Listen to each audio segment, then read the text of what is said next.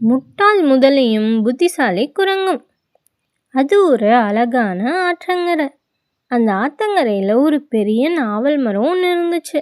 அந்த மரத்தில் ஒரு புத்திசாலி குரங்கு மகிழ்ச்சியாக வாழ்ந்து வந்துட்டு இருந்தது.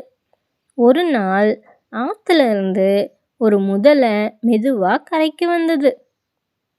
மரத்துக்கு மேலே இருந்த குரங்கு அந்த முதலையை பார்த்துட்டு இருந்தது.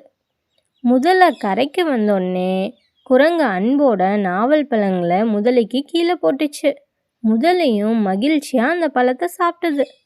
அதுக்கப்புறம் 2 பேரும் நல்ல நண்பர்களாகிட்டாங்க. ஒரு நாள் முதலை கொஞ்சம் பழங்களை அதனோட வீட்டுக்கு எடுத்துட்டு போச்சு.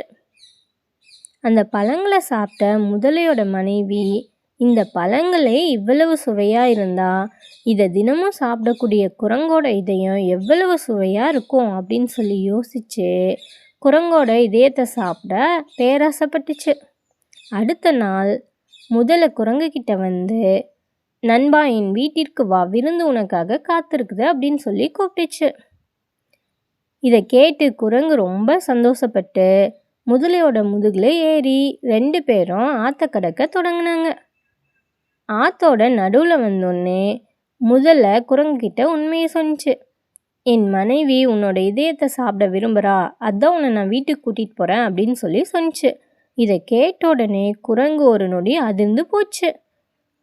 அதுக்கப்புறம் புத்திசாலித்தனமாக யோசிச்சு குரங்கு முதலைக்கிட்ட, ஐயோ நண்பா, என் இதயத்தை நான் மரத்துலேயே வச்சுட்டு வந்துட்டேன்.